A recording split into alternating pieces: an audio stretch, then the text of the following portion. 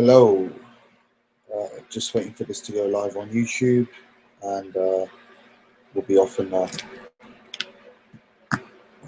1 second. Cool, looks like we're live. Hello all. Massive weekend of boxing. I'm here to cover the 8th edition of the Jet Goes Live sort of live stream, talk show, whatever you want to call it. Yeah, so good to have a massive weekend of boxing, and gonna kind of split this one into 3 parts. We'll go from kind of the weekend's action, talk about the weekend's action in quite a lot of depth actually. Hopefully we get a caller tonight, and we can discuss the sort of, you know, what's been going on the weekend, what the potential paths for the winners and losers, that sort of stuff. That would be interesting. Secondly, we kind of go to, you know, maybe small news. You know, I want to focus more on the fights since I haven't done any analysis videos for it. So there are a few tidbits I want to, you know, kind of clear up on, and you know, that'll probably be in the middle of the show. And towards the end, we'll talk about, you know, the fights on this weekend. We've had some good news this weekend in regards to the fights this weekend. So yeah, it looks onwards and upwards for us boxing fans in the coming weeks or two. So yeah, let's get cracking. Again, apologies, my fan is also in the background, so if you can hear it and it is very annoying, please let me know and I will be able to turn it off or turn it down. My room gets, you know, very, very humid, and it's nice to have that sort of breeze in the background. You know, it is a fair bit away, but if it does bug you, please do let me know so I can turn it off. So yeah, let's get cracking. We don't really have anyone in the chat as of yet, so we'll kind of just I'll do my usual rundown of sort of the topics that I want to talk about. You know, there aren't many, you know, to discuss. We'll talk about Chocolatito versus Carlos Cadras. That was over the weekend. Chocolatito obviously becoming a 4-weight world champion, and that is of some interest in the super flyweight division. Obviously, then you have Golovkin versus Brook. The rest of the undercard: Haskins Hall, you know, Charlie Edwards, Casemiro, Martin J. Ward, you know, Conor Benn, lots of stuff. Callum Smith, Paul Smith, a lot of stuff to talk about in regards to this weekend's action. You know, in the middle of the show, we'll talk about some news, as I said. Towards the end, we'll talk about Usyk versus Glowacki it's on Sky, so something, a little treat for us boxing fans and boxing heads. We get to see that barnstorm on Sky, and also Canelo versus Liam Smith. So yeah, let's get cracking into the weekend's action. Evening, Mikey. Hi, Tom. Hope you're well. Sing champion, that's fine. No problem, mate. Appreciate you just doing a quick check-in. Terry, hello. Yeah, I've heard those people say it's Glowacki. I know, but I got some stick last time, so I'm going to stick to Glowacki. And apologies if I offend anyone in advance. Glowacki's a scary man. Let's put it that way. I wouldn't want to be on his bad side. Yeah. So, I mean, Golovkin Brook. Let's talk about sort of the card upwards. Very unprofessional, dropping water on myself. Yeah, let's talk about Conor Benn. I thought Conor Benn was really, really good, actually. I know the level of opponent was pretty poor, but you know, for me, I think he was very good. He showed some good skills, good jab, slipped a lot of shots. He looked elusive, quick, light on his feet. I thought he looked very good. I know the sort of opponent was pretty poor, but yeah, that's my take on Conor Benn. There's not too much to add on Conor Benn, but he looks to have a decent upside. I do think he should be fighting at 135. I don't think he should be fighting at light welter, but I've said that from the start of his career. I thought he's a pretty small light welterweight. I think this one was. I'm not sure if it was over the sort of light welterweight limit, and it was actually a welterweight. But yeah, I think he needs to kind of cut down to 135, and he'd be fantastic. I think at that weight. You know, yeah, it was at 147. I was correct then, Tom. I think he needs to cut down to 135, mate. You know, it's not something. It's not something that I want it to be a long-term thing with Conor Benn, but it looks to have good upside. You know, looks to be sharp. So we'll see in the coming fights. I think this sort of level is okay at the moment, and gradually progressing through the ranks will be very good. You know, no sort of set ascension towards the top of the card, but yeah, I will try and go up as much as I can. Hey Harry, hope you're well, mate. Good to catch up as always. I think O'Hara Davis is at 145, mate. Unless he's recently moved to 140. Usyk versus Glowacki, Team Groves. Yeah, we'll discuss that later on down the line. There's also another fight that I want to discuss that is not been talked about too much, but it's a relatively smaller fight, which I'll talk after, you know, the sort of main weekend's action. He's at 140 to fight Limond. Possibly, but I don't think that's a full-time sort of move. I think he'll be at 135 again, O'Hara Davis. But yeah, Martin J. Ward. Martin J. Ward was also on the card in a British super featherweight world title, British super featherweight title fight against Andy Townend. You know, not the best of scraps. Thought it'd be a bit closer, but Townend is what he is. He's a big puncher, but you know, fundamentally he's not as good as someone like. Fundamentally, he's not someone as good as someone like a. You know, he's only made 135 once. Yeah, possibly, mate. Possibly. I will talk about Crawler Linares slightly towards the end, Tom, and I will touch on Golovkin Brook's scorecard. Might be a slightly controversial, but you know, I've changed it a few times. I've watched it once or twice after the actual fight. But yeah, Ward looked decent.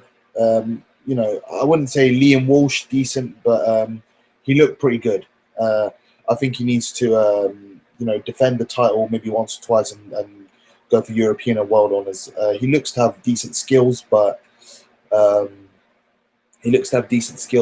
you know, I don't know. I'm not sold on. I'm not sold on them just yet. But we'll wait and see with Martin J. Ward. Everyone's talking about him in terms of in the gym and talking about him being a good prospect. But yeah, I'm not really sold on him. I think he's decent, but nothing more than that at the moment.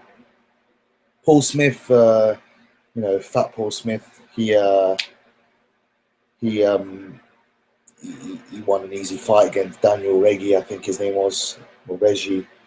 And not too much to say on Paul Smith. He could be getting a world title fight. I think he could be getting a world title fight very soon against, as you know, the winner of Zoiga de Carolis. I think they're having a rematch from what I've heard, but he's going on the WBA route from what I'm hearing. So yeah, Paul Smith, not much to talk about. Like Callum Smith looked pretty decent. I think he looked much better than he did against Reynoso on the Everton bill. He looked pretty decent, and yeah, showed a good variety, decent jab, not great, but half decent jab. So yeah, I mean, onwards and upwards for Cam Smith. I know he's waiting for Badu Jack and James DeGale, but it's supposed to be forced. I think this week WBC that the mandatory will be forced on Badu Jack, and they will call for purse bids. So yeah. Mikey's saying I thought Callum was woeful. I wouldn't go that far. I thought he was decent. I didn't think he was special. He's better than he was in. He was better than he was in the Reynoso fight, but I just don't think he respected Nemes Patti. I think his name was the Hungarian champion, super middleweight. I just don't think he had any respect for him. So he didn't really, you know, really take anything into effect. Something where I'll talk about in the Golovkin fight. Kind of moving up the card now. The main sort of three fights. Haskins versus Hall. I thought that was a very close fight. I thought Hall threw it away because he didn't really start, well at the start, the first 6 rounds. Gavin McDonnell, I didn't actually watch that fight, to be honest. I'd have to watch that in my own time, but not too high on Gavin. I prefer his brother Jamie. I think he's much better than him. Yeah, I mean, Haskins is tricky, but Hall, I don't know. I don't know. It's a tough one. I don't rate them. I don't rate them as high as I rate Jamie McDonnell, who's got a fight against Raushi Warren around the corner. It's been agreed, but no date has been set, so should be coming soon. Interesting. Mikey had Hall winning. Fair enough. Title to your own opinion. That's fine. It wasn't televised on Sky. I'd have to watch the Gavin McDonnell fight, but don't rate him, as I said. Sky making out that Callum Smith is number 1 super middleweight again. Yes, mate, you're spot on. They're shoving him down our throats again. It's not something that interests me when they talk about that. I think Bros would beat him, but maybe I'm one of the few that think that.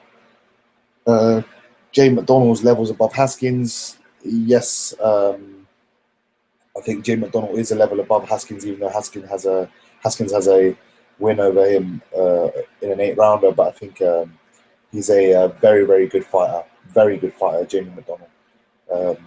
Pound for pound sort of level operator, but I think his style is very unfashionable, and that sort of he's not very eye-catching fighter, and he's not really given credit for what he deserves. Pound for pound in Britain, definitely, I think top 5. Eubank tweet was a joke. It was embarrassing, and yeah, it's just I don't want to talk about Eubank. I think him and his team are stupid at the moment. I don't know what they're trying to play at, but yeah, not really too much to add on Eubank. I mean, Charlie Edwards versus Casemiro. I think Charlie Edwards done really well. You know what? People said they had Casemiro running down the stretch, and he was winning, quite a lot of the middle to late rounds before he stopped Edwards. I think, for me, I had Edwards winning quite comfortably. I'll be honest. I had Edwards winning quite comfortably. Edwards was very tricky, but I think what he lacked was big fight experience. He was doubling up the jab too late down the line. I think in round 4 he was trying to round 3 or 4 he was trying to double up the jab.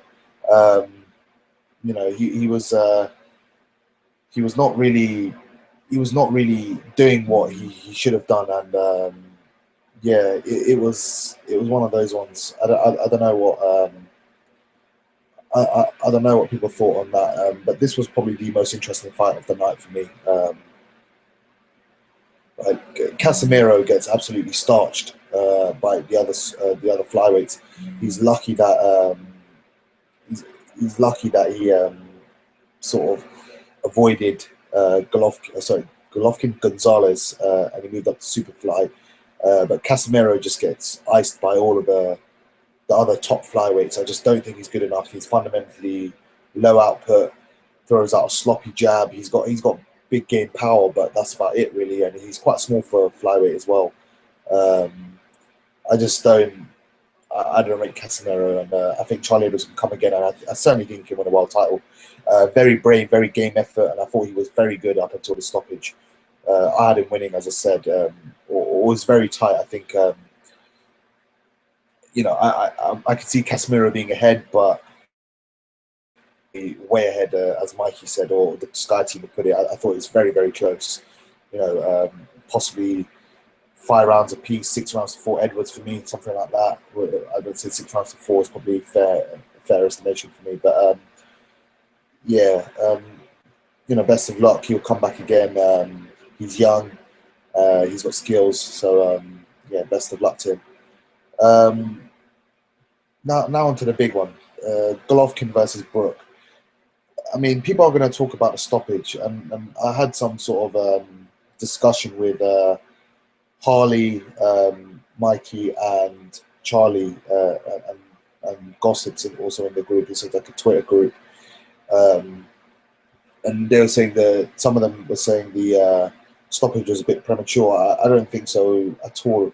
I think the stoppage was very, very good for me. Only because, Brook is not a natural middleweight. Let's put it that way. For me, he was, getting caught with flush shots. Golovkin is a massive puncher, and he's broken his eye socket in the second round. The guy's taken enormous punishment. On Edwards versus Andrew Selby, I think both of them can win a world title. I think Andrew Selby's probably a bit better though, but very good fighters, both the pair of them. But yeah, I mean, the eye, when you're seeing a few of the same person, you can't continue, and you're taking heavy blows. I think save him for another day, and save him for another day. He can win a world title at 154. I think he can come back down to welterweight and defend his world title there as well. I think there's no need for him to take that unnecessary punishment. YouTube is saying that's boxing. He was punched and hurt. The whole point of boxing. Yes, look, he was in the fight. He was doing well, but you got to look at it saying health is wealth, and he can't make money for his family being hurt. We've seen what's happened to Nick Blackwell. We've seen what's happened to Pritchard Colon, and you don't want those sort of disasters happening again. Someone losing their eye. Antonio Margarito, I know he's not a sort of likable sort of figure, and but his eye is almost gone, and like it's awful. I mean, you don't want to see people losing. He probably deserves it, Antonio Margarito, but the other guys, Nick Blackwell, Pritchard Colon, they're nice guys. They're trying to earn an honest living for their family, and you don't want to see that get hurt. It's bad, man. And I haven't heard anything about Pritchard Colon, Tom. So I hope he is better. But yeah, you don't want to see that sort of stuff in boxing. And I, for one, I'm happy Dominic Ingle really, threw the towel and saved Brook from any unnecessary punishment. And Brook can come again. Don't get me wrong. Brook looked fantastic in the fight. You know what? He looked really good in the fight. I would have preferred to come in if he came in a bit light, 155, 156. But that's my kind of take on that. As for Golovkin looks sloppy, but I think he looked sloppy on his own accord. He had no respect for Kell Brook. He didn't think he was in a serious fight, and I thought he was surprised that Brook was there and he lasted as long as he did. So my kind of thoughts on that are, it is what it is, and if it was maybe a Danny Jacobs, Billy Joe Saunders, I think he would box the same way as he did against David Lemieux, probably better, and he would work on that. But I just don't think he had any sort of respect for. I don't think he had any respect for Brook's power, or Brook just being a boxer, or any way, shape, or form. That's my personal opinion. But Brook, Mikey said anyone else thought Brook buzzed GGG in a second. I don't think he buzzed GGG at all. I'll be honest. I think more or less, I think he may have commanded his respect. He may have said, you know what, I'm in this fight. I've landed a solid uppercut. I'm in this fight. Don't take me lightly. And I think Golovkin probably nodded his head and go, okay, I'm going to come back and I'm going to fight fire with fire. I think I don't think he buzzed him, but I think he certainly commanded his respect. It's something that Paulie Malignaggi also said. He also said, I don't think he was there to respect Brook or anything, and I certainly think he got his attention with some of the shots that he hit Golovkin with. Definitely, Matthew Macklin said he buzzed him, but as I said, I don't think he buzzed him. I think he certainly got his attention. Let's put it that way. GGG said his performance was 3 out of 10. Shams. Yeah, I'd say that, and yeah, I think he was rushing the stoppage right from the very start. I think he tried to blow him out in the first round, which I thought was a silly strategy from Golovkin. Should stick to his boxing, but that's kind of my opinion on that. How I had it going into the 5th round. I don't know. I'll be honest. I know it's a controversial sort of, not so much controversial, but many people have different opinions on it for whatever reason. I had Golovkin 3-1 up, but I can see 2-2, and I can also see Brook being up 3-1. But I don't think, for me personally, it was either 3-1 Golovkin or 2-2. Heading into the 5th. I think Golovkin was landing the heavy blows, even though Brook was coming back with some nice counters and some decent combinations, and he was landing clean. I just thought the effect that he had on Golovkin, it wasn't sustainable. I don't think it was consistent. I just think Golovkin was landing the harder, more telling blows. He was walking his man down. He was stalking him. He was praying. But that one will always be up in the air. But Brook certainly gave a great account of himself, and he made me a believer that he'll be very, very good at 154. I always had doubts that he wasn't the biggest, and the guys at 154 are quite big, but he certainly made me a believer, and I think he'd be a very, very, very tough opponent for the winner of Canelo versus Liam Smith, which is on this weekend. Some comparisons with Canelo can't, but this one he fought fire with fire. He didn't box too much on the outside. He did at times, but both versus the sort of massive guy. They done very well, and they didn't discredit themselves whatsoever. Moving on. I think we've discussed Golovkin versus Brook in enough detail. I will put my Skype details if anyone wants to Skype me. Please do. It will be in the sort of chat section. So please hit me up if you need if you want to have a chat about the weekend's action or whatever. I mean, Jacobs versus Mora. We could talk about Jacobs versus Mora, but I wasn't too interested in that. Some of the news for the week is the WBA have ordered Golovkin versus Jacobs next. That's not a competitive fight for me. Jacobs is decent, but I just don't think he has the chin to deal with someone like a Golovkin. Yeah, hey, Ace Gaming, hope you're well, mate. I will talk about Commie Easter as well, actually, very shortly. Hope you're well. We'll catch up with you soon. We'll give you a call as well, very, very soon. But yeah, Jacobs versus Mora, he goes marching on, but you know, nothing really else. Nothing really else to add. We will talk about Commie versus Easter since we're on the topic of it. Very good fight, very good. Commie has a fantastic chin. I'll put it that way. Easter's decent. He has good skills, but yeah, I think Commie could well have won that fight. I had it level. I had it dead level 6-all, but I think Commie was robbed of a few knockdowns. To be fair, so that would have probably swung the fight into Commie's favor for me. That's but very, very close fight, one that could have gone either way. Congratulations to Robert Easter Jr. Richard Commie can come again, and he did not discredit himself whatsoever. He looked very, very good in the fight. To be fair, very live. So yeah, hope to see him again soon. Good fight, good exhibition for the lightweight division. Andy Ruiz, yeah, he fought, won over 10 rounds, I think. But yeah, nothing really to add. He's got Fury next. I think he loses to Huey next. But yeah, that's kind of my opinion on Andy Ruiz. No interest in him whatsoever, to be fair.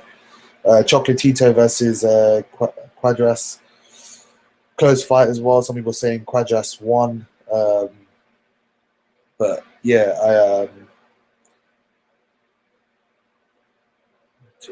Garcia versus Molina Jr. Do you mean Danny Garcia versus John Molina Jr.?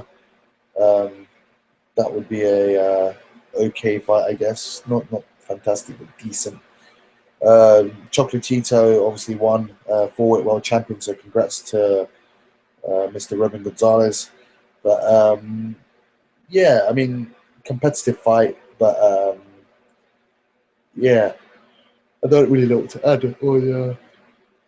I don't really know what to add on. Nurse Provodnikov is a human punching bag for me. He didn't look good against John Molina Jr. at all. Even Damien, hope you're well, mate. But yeah, I heard Inoue obviously had a fight a week and a half ago, but and he said he won. He said Chocolatito would be a great fight, assuming he can come through the he can come through the Quadras fight, which he has. So I would love to see that fight. Inoue, I think, is massive for Superfly, so I don't know. I'd have to really use a fine comb and kind of sit down with my pen and paper and see who wins between Gonzalez and Inoue. But both fantastic fighters, very, very good fighters. Great fighters in the sort of lower weight classes, if anyone's interested in the lower weight classes. There was another fight. Troyanovsky won against Keito Ibarra within 2 rounds. Nothing too interesting there. One of the knockdowns Troyanovsky scored was brutal. He knocked Keito Ibarra out of the ring. So yeah, it is what it is. Maybe Troyanovsky might go for the unification route against Crawford, but we'll have to wait and see. It is of interest though. He's a decent fighter at 140, I guess. I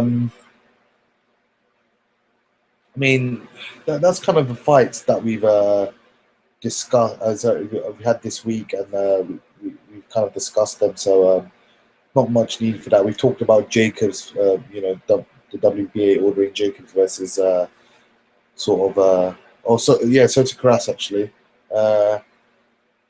I totally forgot about that. Kamagai, I think, won Kamagai won. But Barnstorm, I didn't watch it myself, so yeah, I would assume it would be similar to the first fight, but I'd have to catch up on that fight. Certainly one I would want to watch again, the first and second fights. But Kamagai, I always thought it was decent. He's a slugger, but he's decent. I don't mind him. I don't mind his like his style quite a bit actually. Yeah, so Karash should hang him up now. Yeah, I agree. I think he's getting on an age though. So yeah. Um, there's a bit of chat about Tyrone Nurse. I know Mikey loves Tyrone Nurse, so yeah, Tyrone Nurse is decent. I don't mind him. I think he's okay. I mean, we've kind of discussed what the bulk of what needs to be discussed. Been going for half an hour. It won't be as long a one as it has been, in the past weeks. But we'll talk about Usyk Glowacki on Sky. It's a massive treat for us. We get to watch two, very good cruiserweights, and yeah, it's very good to see. I'm going to discuss my favorite fighter at the end. I will do sort of a top five of my favorite current fighters, and see what everyone else thinks. But yeah, I think Usyk's going to win this fight. I think he's got fantastic skills. He hasn't got game-changing power, but he's definitely got respectable sort of power that will get your attention. Um, he's just poetry in motion at times. I'll be honest. Fantastic for a big guy. He moves well. He can stand there, and he can trade as well. Glowacki is a very good fighter, though. I like Glowacki. His style is southpaw, but he comes forward. He can take heavy shots. He's got a good chin, a very good chin at that, and he can punch as well. We saw everyone seen what he'd done to Steve Cunningham, I'm sure, and also Marco Huck as well. So yeah, I think GGG's team would fight DeGale. They fight him in a heartbeat, I mean. DeGale's a very good fighter, though. A very tough fight for Golovkin. But yeah, I think Usyk is a fantastic fighter, and I think Glowacki just iced him. It was a very good win for Glowacki. He came out of nowhere. He's undefeated. He's got a undefeated record to lose and his WBO world title to lose. So he would definitely be one of the toughest sort of propositions to fight against. He's got a lot to lose. So it'll be a very, very good fight. I think Usyk by I'll go unanimous decision. Usyk UD for me. But I wouldn't be surprised. I wouldn't be surprised at any results. But there are some sort of there are really, Glowacki could ice him. Usyk could stop him late. Usyk could win by unanimous decision. I don't think Glowacki would win on points, but it is in Poland, so we never know. Canelo Smith, I've kind of spoken about Canelo Smith a lot, and I don't really give Liam Smith a chance. He's a pressure fighter. I mean, if he was a bit more of a boxer / pressure fighter and he could change his style, then yeah, possibly. But I don't know. I don't see him. I don't see him giving Canelo much trouble, and I think Canelo will beat him. Canelo will beat him quite handily. I think probably late stoppage or UD, but I'd probably go late stoppage. But Liam Smith is a fighter I like. It's just this is probably the golfing class from what he's been fighting to what he's going up against now is a bit too much, I think. White Lewis, and I will talk about it closer to the date, but he's that fight I won't discuss now. And briefly before I go, I wanted to discuss obviously the action. I've got to do that. I've got everyone's input and take on it, so it's been good. My favorite fighters at the moment, I have a few, maybe 4 or 5 that I'll say.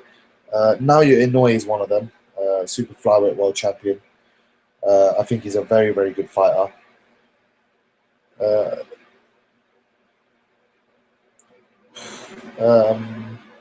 Klitschko Fury 2, Tom, I will talk about it closer towards the time. I think that fight needs to be given its justice since we kind of been waiting forever for that fight to be made. But I didn't get to see the presser today. I've been really, really busy since morning, and I've got an early start tomorrow as well. So I will have to check out the presser. But I heard some comments, and Klitschko saying he's obsessed with Fury, he's in love with Fury because he's going to knock him out or something like that. So yeah, I don't want to delve too deep into that, but my initial thoughts are Fury to win by unanimous decision again. Kid Galahad, no interest in Kid Galahad. Yeah, I heard that as well. Fury didn't turn up to the press conference, but you know, Vladimir just trying to get in his head, talk a load of rubbish. It wasn't working. But yeah, that's kind of my opinion on that. Kid Galahad, no interest in him. He's a drug cheat. He's a fraud, and yeah, just don't rate him. Galahad versus Quigg. Quigg, I think, I'll be honest. Quigg looked decent for me in the Frampton fight. Not great, but he looked much better than he did in his previous fights. I think he can beat.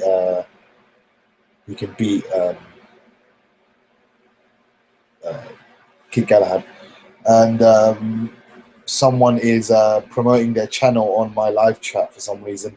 I think it's a bad idea because I don't have many people watching and I don't have many subscribers. So if you can bugger off, that would be very pleasant. Yeah. If there's any questions, please do post them and I will get around to them before I head off.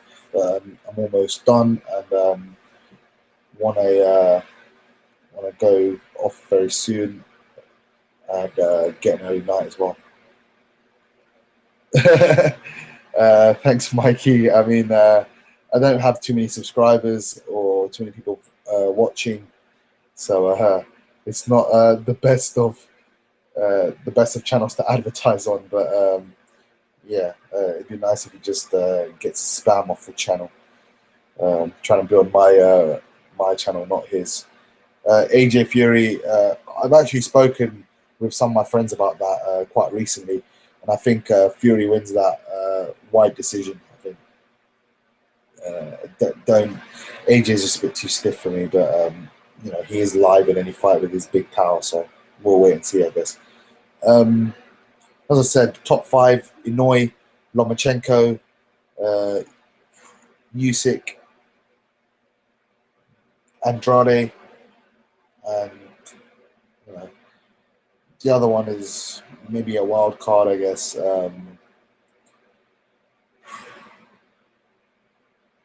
Miura, Takashi Miura, or Uchiyama, maybe someone like that. That's a wild card. So yeah, or maybe I don't know. The last one is quite tough. I don't know.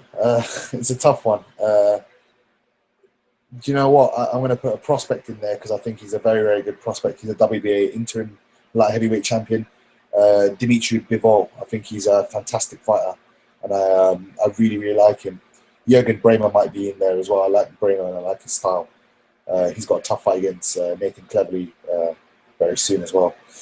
But yeah, Hay fighting winner of Brown Oquendo. Yes, I've heard that. So yeah, I've heard that, and I'd expect Hay to beat whoever wins that anyway, or them both. Matt Legg is not a part of the show, unfortunately. If he can come on the show, that would be it'd be cool. Don't know that prospect, unfortunately, Mikey. I'm assuming he's a cruiserweight prospect because Valery Brudov is a cruiserweight, I think. Ortiz Usanov, that's been stalled and renegotiated for about the last however many months. It's been a joke. UK PBC Tom, don't know how that would operate, but it can't be a bad thing, I guess. More sort of boxing on terrestrial TV. So yeah, fantastic news for us. I can't complain. Rosado Monroe is on the undercard, yes. Monroe by wide decision. Rosado is game though. Actually, not wide. sort of 8-4, I think Monroe would win. But Rosado is in there; he's decent. So yeah, I think Monroe would win that. I think he's good. He's okay. He's like a lesser version of sort of maybe um, I don't know, Billy Joe Saunders possibly. Actually, Paulie Malignaggi brought up a fair point that Monroe and Kell Brook are quite similar, but Kell Brook had heart and determination and athleticism, and he didn't panic when Golovkin hit him in the face, whereas Monroe panicked and he didn't know what to do. So yeah, maybe a sort of small comparison there for you guys to think about. Lemieux wins that fight, I think. Actually, no, Eubank, I think. But Lemieux could knock his head off. Let's put it that way. Lemieux is very crude, I think, at times. So it showed in the Hassan and Dam fight. But yeah, guys, that's kind of my take on the weekend, the coming weekend. One bit of news. There wasn't too much news that I could catch up on and inform you guys on. So yeah, Agogo, I'm not going to discuss him because we are going to discuss him on Wednesday for the podcast. So yes, keep your eyes peeled for that. Yeah, I'm gonna sort of cut it there. Guys, thank you for joining. I really appreciate all your questions. All your thoughts on the weekend's action, this coming weekends. Everything. You guys make the channel what it is, and you guys help push it. So thank you. Really appreciate that. Please do the thumbs up if you're watching it now or you're watching it later when it goes up on YouTube. Please give a thumbs up and share and subscribe on all your sort of Twitter and all that, and get it out so we get some more good boxing fans in. Yeah, that's all, guys. Take care all. Thanks as always, and yeah, peace.